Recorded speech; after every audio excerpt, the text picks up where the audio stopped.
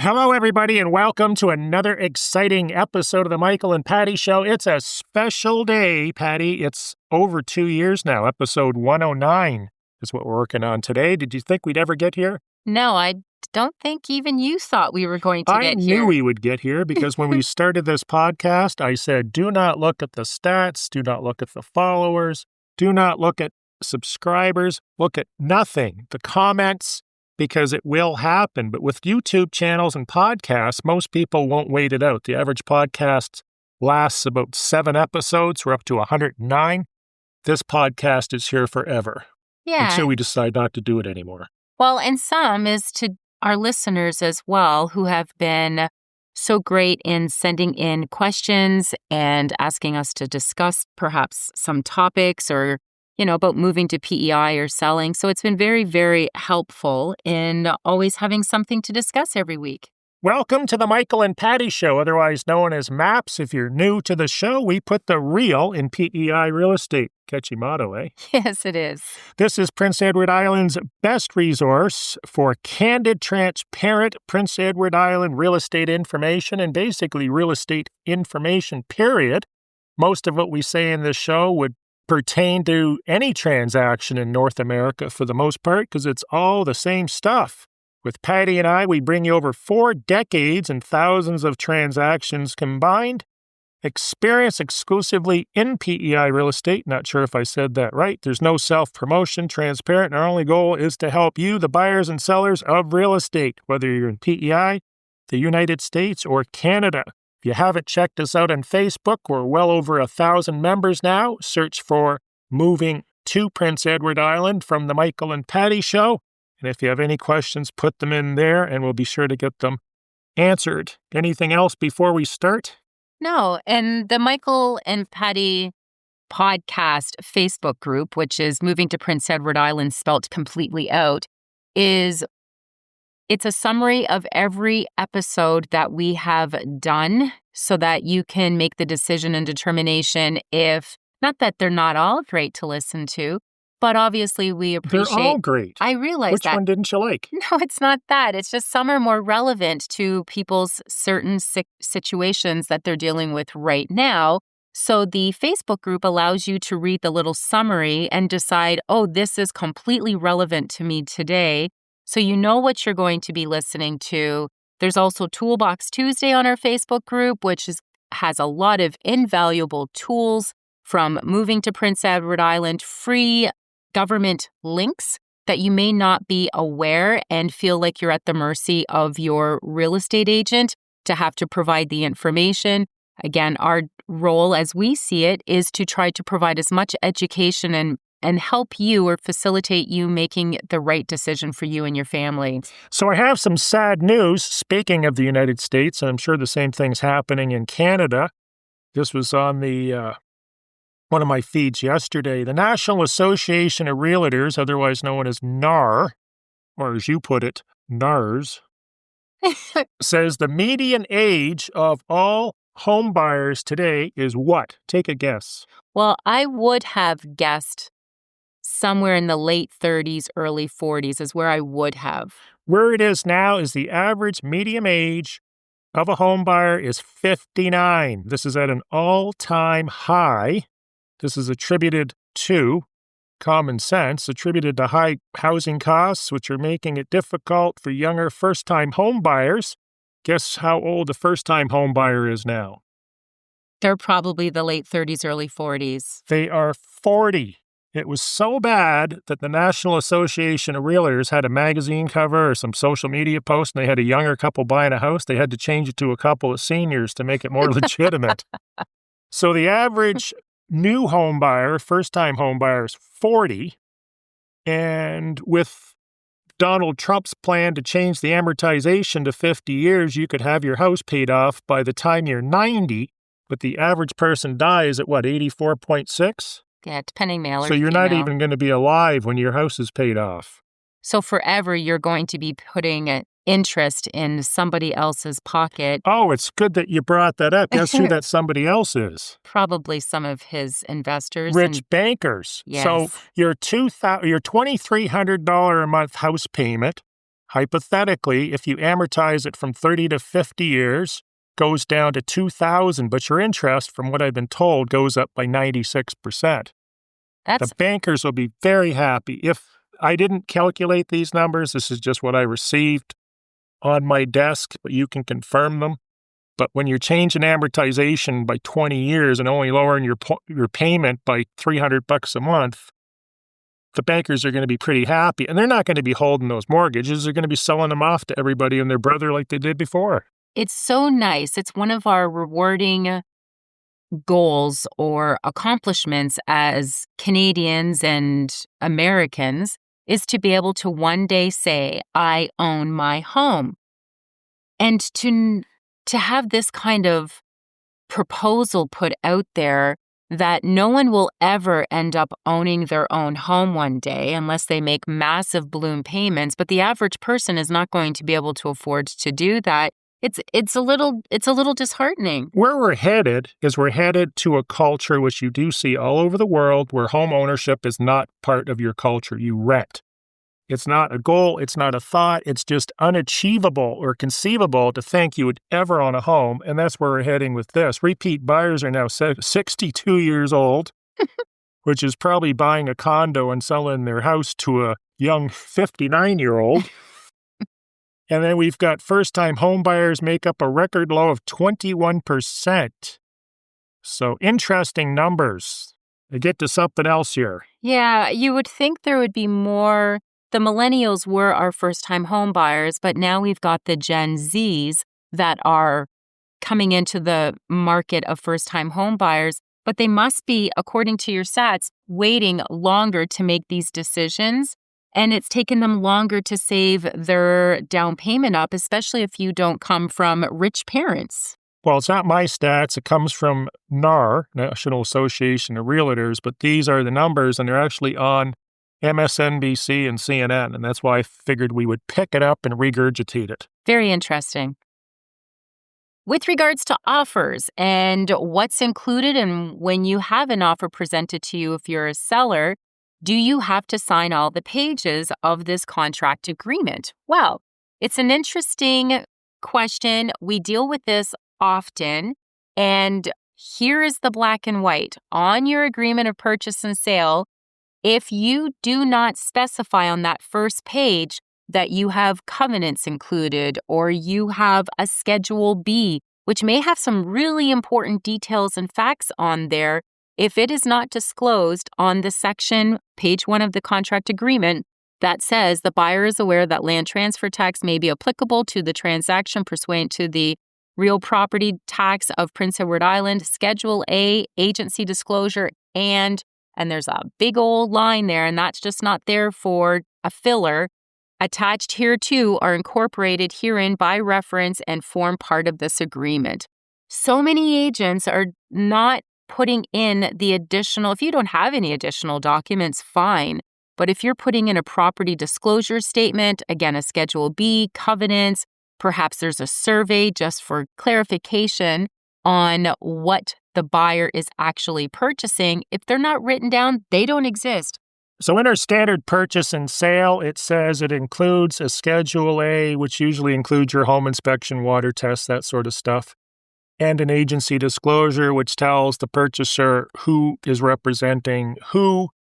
And there's a giant gaping space. So that space should, as Patty said, include all the documents that should be attached to the offer. Otherwise, you can take them, put them in your shredder, and I don't care who you got your training from. Just because you put it in the PDF file doesn't make it a valid part of that contract unless otherwise mutually agreed contextually.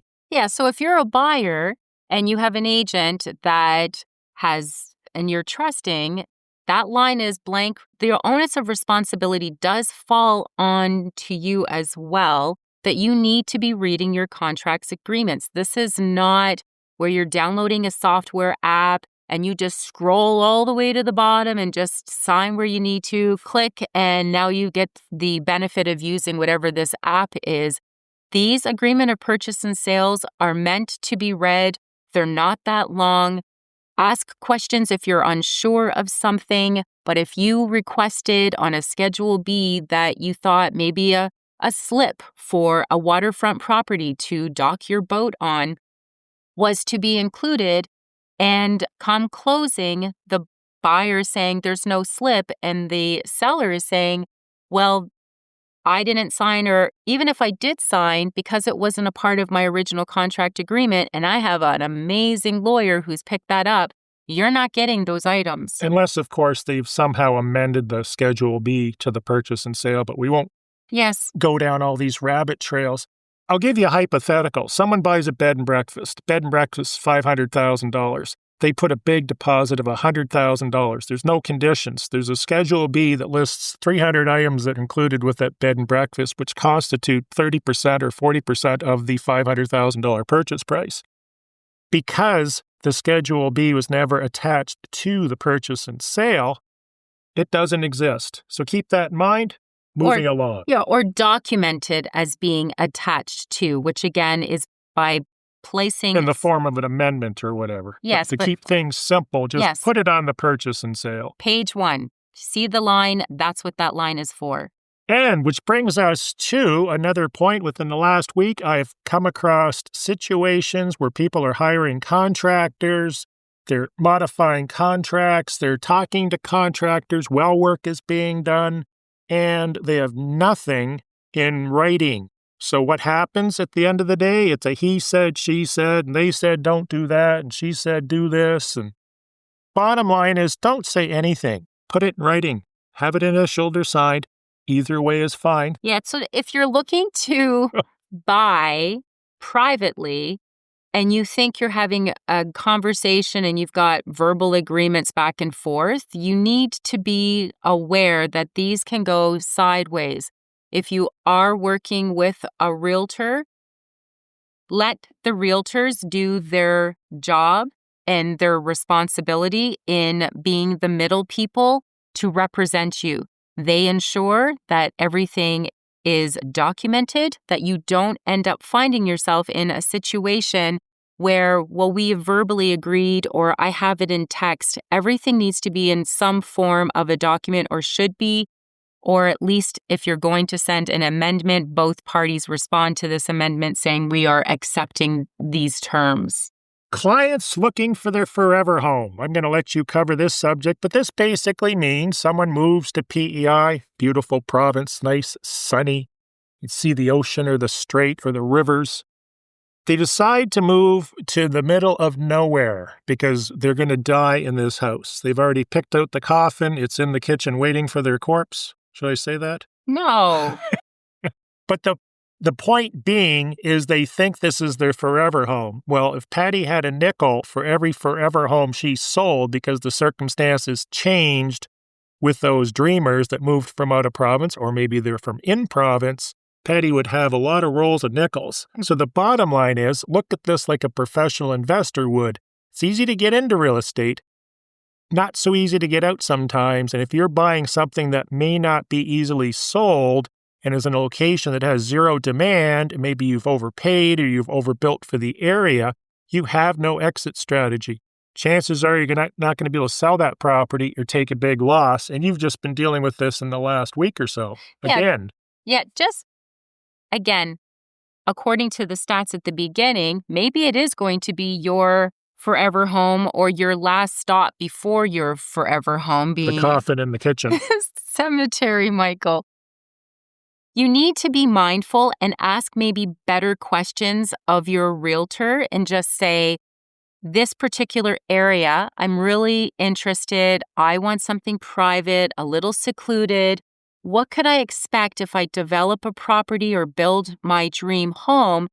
What do you expect it to take with regards to days on market, the price point that I'm looking to build in?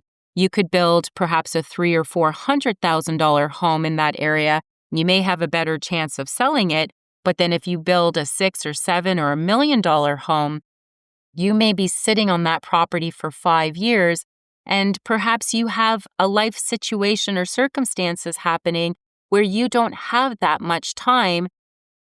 You got to be very mindful of how much money you put in, how overbuilt you are doing in certain areas of PEI. What is your exit plan?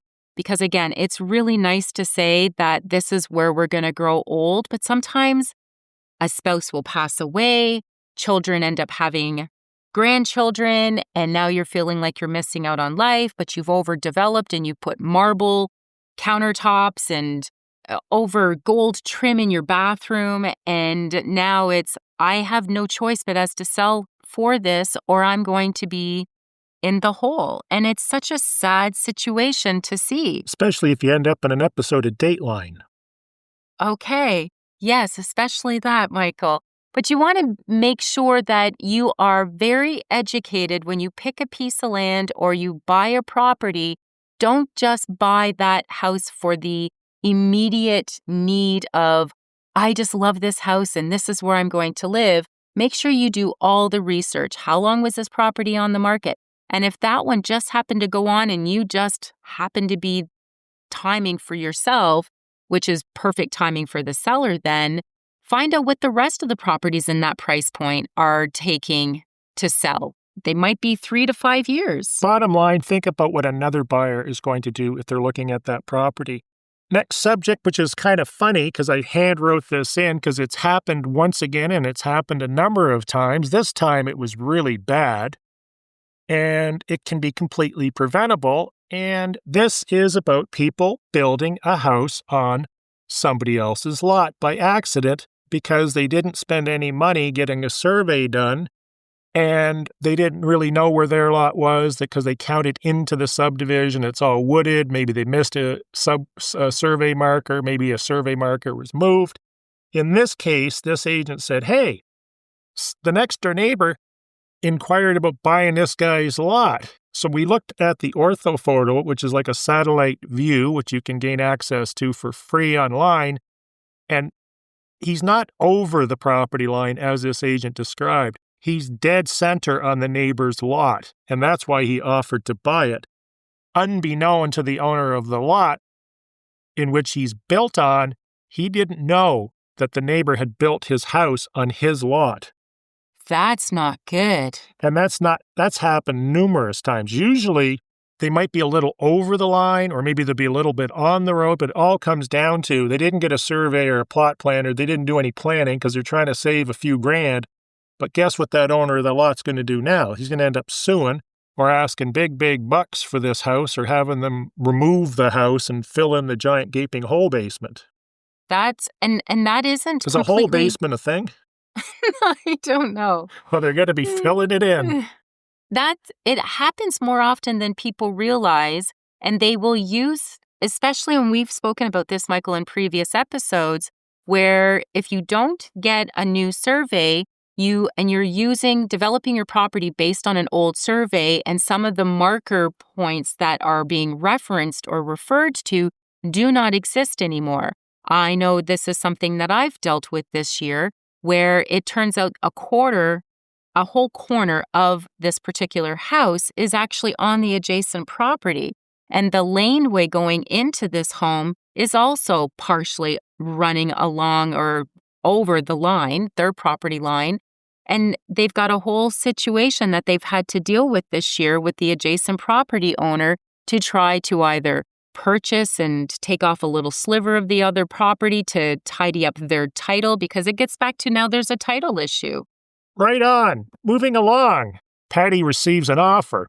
Looks pretty juicy, but it's subject to the purchaser selling their house. Patty does her research. She finds out that house isn't listed, never has been listed.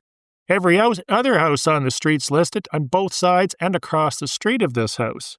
How inclined should Patty be to accept this offer from a purchaser that doesn't even have their house on the market, that has all kinds of competition around them? Just to preface this question to Patty, I don't believe you should be taking an offer subject to selling a house, because statistically, and those numbers are big, I'm not sure if they're in the 80% or more, people usually don't end up selling that house. Usually you end up with amendment after amendment after amendment, and then you got nothing. You've gone through this a few times this year where clients have said, no, we'll take the offer, they'll sell their house, and it never sells because it's overpriced, undermarketed, in an area where no one's going to buy.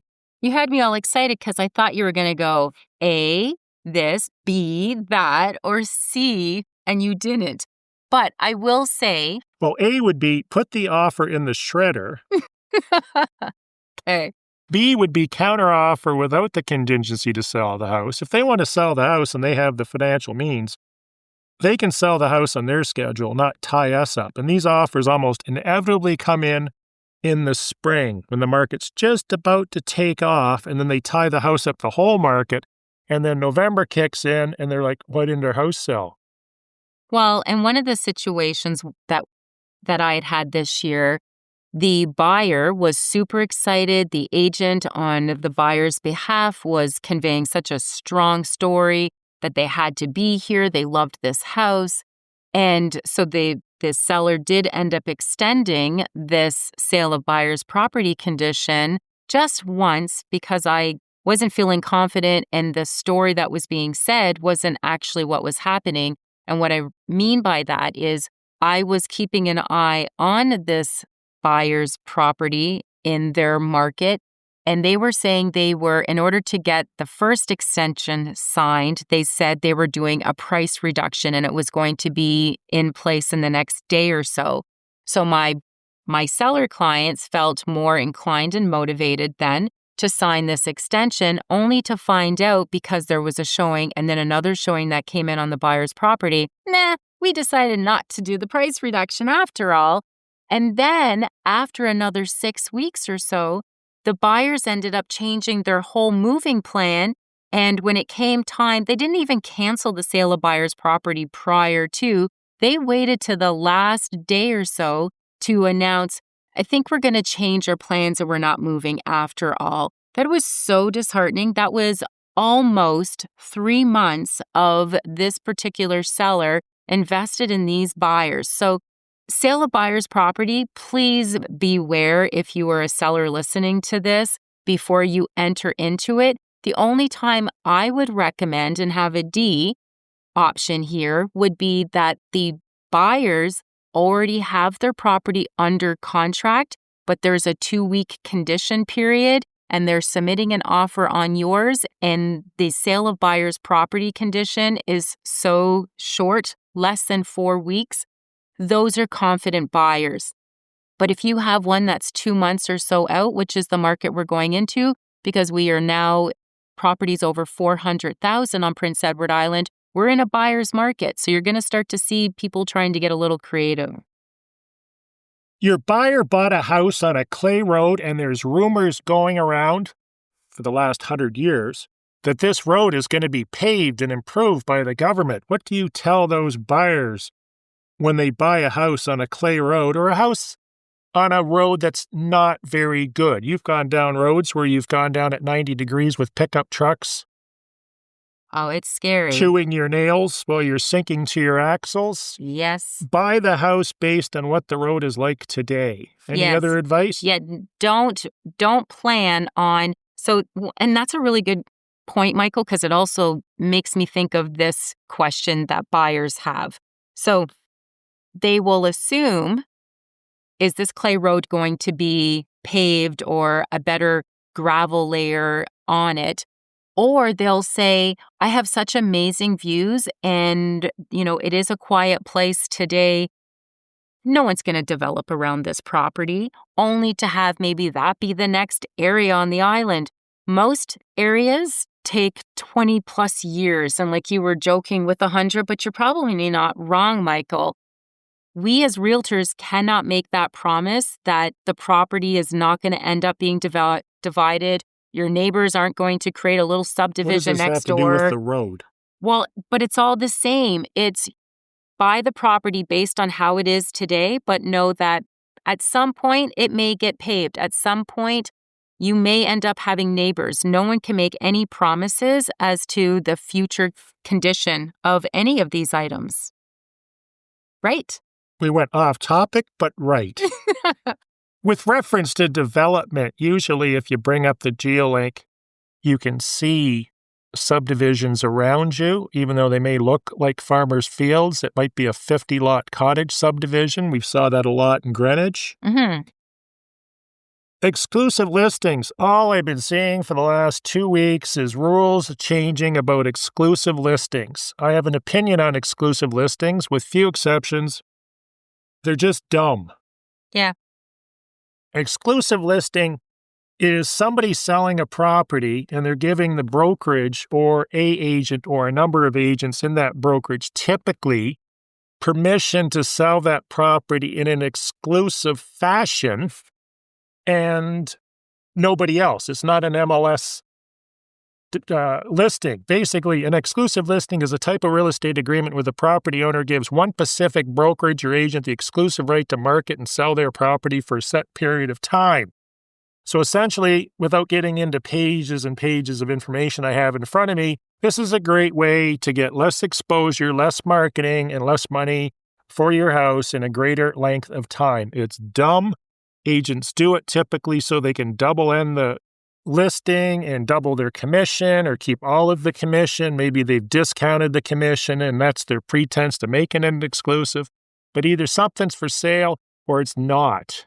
Yeah, and to define marketing of an exclusive listing, as per our rules, we are only allowed to market directly to a person. We're not allowed to send out mass emails. So a marketing of your exclusive listing, if you're a seller listening to this, contemplating, or a back pocket listing, it was always referenced 2 years ago, Michael. Just like an old leather wallet that's all worn out and stinks. Yeah, it's lint in the corner. That's what your exclusive listing is. But that's the only way that that property can be marketed, is that one realtor, or if they speak to as a brokerage, and again, one-on-one direct conversation, if you will, saying we have this property exclusively listed. Now, just to give you the stats, we have, I believe, as of last week, 528 realtors on Prince Edward Island. On average, each realtor typically is working with approximately 5 to 7 buyers at any given time. To expect one realtor with that 5 to 7 buyers to end up being able to tap into a buyer pool to get you the most amount of money is completely ludicrous and unrealistic. So in simple terms, an exclusive listing is like saying, I'm hiring only you to sell my house, instead of saying, let's open this to every professional that might bring me a buyer. So what are the advantages of exclusive listing? Less exposure, less demand. You don't have to worry about showings, as there may not be any. You're not going to have a bidding war because it's top secret. You've got limited marketing available, as you've described. You typically enter into, I never thought about this, dual agency. So now you have an agent that's probably representing both sides. Good luck with that negotiating when you've got an agent representing the purchaser to get the price down and a vendor that wants to get the price up. Yes, and that's actually a really good point. At the same time, they got the carrot dangle in there that they get to keep the whole commission, which they probably discounted, but probably getting more than half of what they normally would. And then they're basically saying data backs this up. Oh, this is interesting. Off MLS properties sell for 5 to 15% less on average. So if you're into losing money on your house and keeping things quiet, it's a great way to go. Moving along, Patty, unless you have anything else to add? No, I think we did good. We have keep the details of your sale confidential. Don't blah, blah, blah to all your neighbors what the house sold for, who's buying it, when they're moving in. Number one is, if you had a house, let's say it was on for $500, and you sold it for $450, and you tell all your neighbors and the deal falls apart, guess what information is going to come to the surface when other buyers are looking? They're going to say, oh, I saw that. It sold for $450. Meanwhile, they were going to offer full price or close to it or maybe over because they're going to ask for some inclusion. So keep things confidential. You ran into this last Wednesday. Yeah, it's just best practice. I tell my clients, please do not share this at work. I know it's exciting, especially if you're a seller and I've got this property under contract now. I've recommended to my clients, most of my clients, this is a topic that we covered during our listing process. Do not post on social media that you've sold your property. Do not post that you're getting a divorce. Do not sit there and share content details within the contract agreement. And if you're a buyer, because we've dealt with this many, many years ago, where a buyer went around all excited because they had verbally negotiated or discussed a potential contract agreement, only to share that with the wrong person and gave the number that they've tentatively negotiated, which was a very good price with the seller. And then that particular person went in and circumvented them, submitted an offer on the property. So now this buyer was in a multiple offer situation. We weren't able to disclose who the other party was, obviously, that the offer came in, but the very person that happened to be at this party function overheard this conversation and quickly put in an offer on the property. So keep your business confidential. Do not be out there singing until you've got the keys in your hand, most times.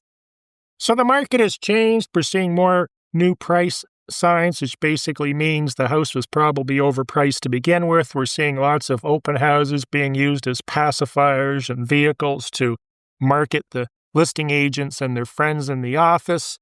One of the things that I always think of, and I learned this in commercial real estate, is the equation TVM, or I guess it's more of an acronym, time value of money. In other words, $20 today is worth more in my pocket investing it than it might be worth in, say, 10 years. So a lot of people look at an offer and say, well, I'm asking $500, this offer's $470. I'm going to hold out for that extra 10 or 20 grand. Meanwhile, they can buy that bargain house in another province or state at a 10 or 20% discount, or maybe if there's some stock that somebody has driven into the ground and you can get it at a 90% discount. What I'm saying is look at where that money is ending up on the other side rather than holding out for that extra 10 or 20 grand when you may make an extra 50 to 75 repositioning that money. Does that make sense? I feel it makes Especially in this market, when you could,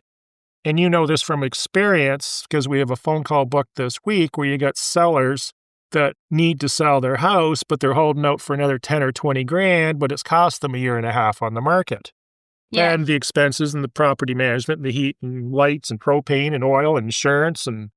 Well, and it works the other way as well for a buyer who is thinking of purchasing and they don't want to spend that extra $10,000. When you start to do the math and break it down, if you could have gotten into that house 3 years ago, but you felt the market was high, well, it's even higher, a little higher today, because we've kind of done a little bit of correcting and leveling off a bit on Prince Edward Island. But it's best to get in when you can and not sit there and dispute and complain about $5,000, or it doesn't matter what side of the transaction, because markets typically will slowly go up, especially in the Maritimes. And you have shelter. It's just money. It's like you're putting it in your bank account. So either side, Michael, this could apply, but I understand the time value. You're rattling on. Okay. I had a seller ask me if they should cancel, or no, if their lawyer will cancel their home insurance for them. Is your lawyer going to cancel your home insurance for them? No. Not any sane lawyer. No, I do not know any lawyer that's going to look after your insurance. What lawyers will sometimes do is they will call to get your electricity activated. They'll make adjustments for property taxes and fuel, propane or oil in your statement of adjustments, subject to your purchase and sale and schedules. But they're not going to cancel your home insurance, and it's something you shouldn't do until when? Closing, until you know it's closed. Until you have the check in your hand, you've deposited in the bank, and you're out spending it.